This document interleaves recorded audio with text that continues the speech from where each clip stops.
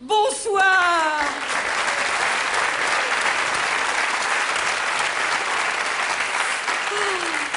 Mes petites poules, je vais vous raconter une belle histoire. Il était une fois le papa de Nicolas. Le papa de Nicolas, Pál Nagy Bocskai Sarkozy, est né en 1928 à Budapest. Être né quelque part, il est le troisième fils d'une famille d'aristocrates hongrois. On choisit pas sa famille, Aristocrate hongrois, propriétaire terrien et industriel, à Alatian, près de Szolnok, sur la Ziza. À 100 bornes, en gros, de Budapest. Et comme je ne sais pas déjà, d'aucuns parmi vous, ça vous se trouve Budapest. Enfin, tout ça pour vous dire qu'il vient d'un trou du cul du monde, comme vous et moi. Pál Nagy est donc un jeune hobro hongrois qui a fait ses études en partie chez les pères, dans un collège suisse du Valais, confort quand même. En 1944, quand déboulent les Russes, soi-disant communistes en Hongrie, au secours, toute la famille se débile en Autriche, chez les anciens envahisseurs. On les comprend. Et puis finalement, ils sont revenus parce que Staline, le petit père des peuples, la générosité proverbiale bien connue, leur laisse un soupçon de leur terre, 100 hectares. Ça va? Enfin, je sais pas vous, mais enfin, moi, ça irait. Et alors, ils se débrouillent, ils font aller vaille que vaille.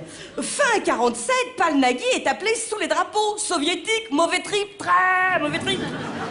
Il veut prendre la fuite, on comprend leur chef. D'autant que les hobros sont en général envoyés au service en Sibérie, dans les camps, où l'on peut certes croiser des Russes blancs, des trotskistes, des intellectuels, des juifs et des homosexuels. Mais c'est pas ambiance pince-fesse du tout, hein. La mine de caviar ne pousse pas là. Ça manque de petits fours. Je vous laisse faire le parallèle.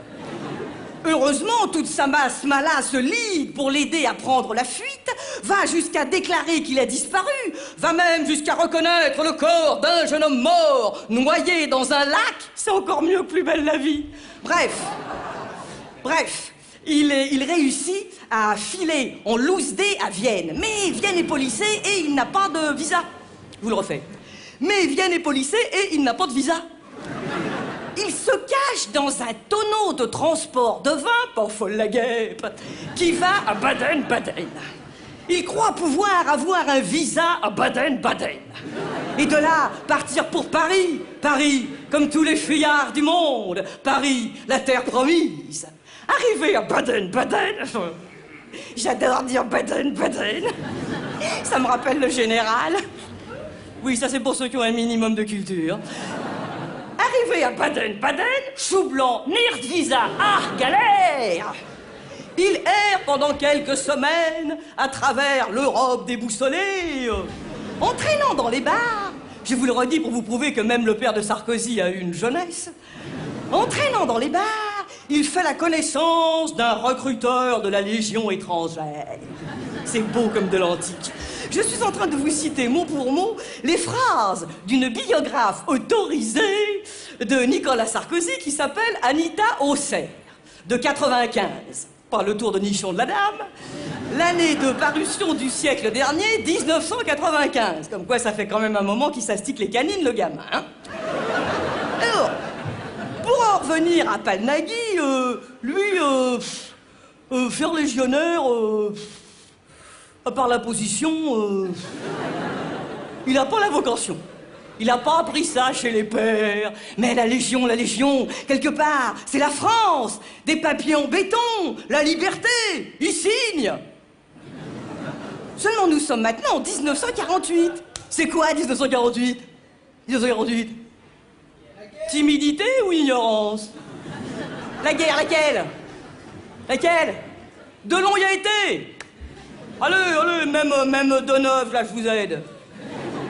Oh la vache, bon, c'est pas grave. Alors, hein? L'Indochine, il y en a une qui l'a dit, fais-moi coucou. Fais-moi coucou, faut qu'on se voit à la sortie, je te dois un bisou. Oui, c'est l'Indochine. C'est l'Indochine, et il a signé, Garnier. Ah non, perdu. Perdu, vu que là, il n'y a pas tortillé du cul, hop, le v'là expédié recta à Massilia, la classe. Pas, hélas, pour y goûter la bouillabaisse, pour faire ses classes, ainsi dit belle abbesse. Il a signé. Il a signé, mais pas Nagui, Boxay, Sarkozy est devenu Paul Sarkozy, ce qui est quand même une satisfaction. Oui, mais alors, retour de classe, là, expédition directe pour l'Asie, la guerre, l'horreur. Or, écoutez ça, si c'est chouette. Oh. Au dernier contrôle médical, avant l'embarquement, le médecin qui l'examine est hongrois. Et il connaît des ancêtres à lui, Patin Couffin. Bon, mon Polo, sortez-moi de là! Je ne sais pas comment ça se dit en hongrois, mais enfin ça se dit dans toutes les langues. Et alors là, Jobis, la la la la la la la. Ah, ce que c'est beau la fraternité, le toubib. Hongrois le déclare. Il n'a qu'il y en a 8 qui suivent, que c'est agréable. Oui, j'ai cru que vous alliez dire hongrois. Le 28 novembre 1948, Paul Sarkozy, démobilisé à Marseille, monte à la capitale. À nous deux, Paris, Rastignan, Rastignac, Rascozy. Il n'a plus rien, ni Piocchi, zéro, pas ça. Il n'a même plus de chaussures. La Légion étrangère lui a repris non seulement son uniforme, mais ses bottes. T'as du Bouddha, t'as du Bouddha. Bah oui, mais pas de bottes. 1er décembre 1948, je cite Paul Sarkozy arrivant à Paris. J'avais le crâne complètement rasé. Et à l'époque, c'était pas très fashion, hein? J'avais le crâne complètement rasé, j'étais crasseux et je crevais de faim. Paumé, crotté, gelé, réduit à l'état de clochard, il passe sa première nuit parisienne sur une bouche de métro pour se réchauffer, comme aujourd'hui. Et là, il croise un autre clochard. Oh, pas un gars de Belleville ou de Barbès, non, hein? Hongrois! Bien, je veux qu'on lit les mêmes romans photos, oui. Un Hongrois qui a appris à gérer ce qu'on lui laisse de liberté et qui lui dit « Il faut que tu ailles à Avenue Kléber, au centre des réfugiés. Et là, tu demanderas le passeport Nansen, le passeport des apatrides. » Il va à Avenue Kléber, il attend 1000 ans, comme aujourd'hui. Et là, il rencontre le consul, un consul hongrois de Paris. Et de Hongrois de Paris, Hongrois de Paris, ah, la Hungarian Connection, est-ce que c'est chouette? Il retrouve de la famille. Vive Paris, vive la France, tout est bien qui finit bien.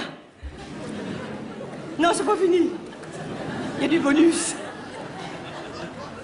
Il s'est marié, le Vénard, avec une femme, le Vénard, française, le Vénard.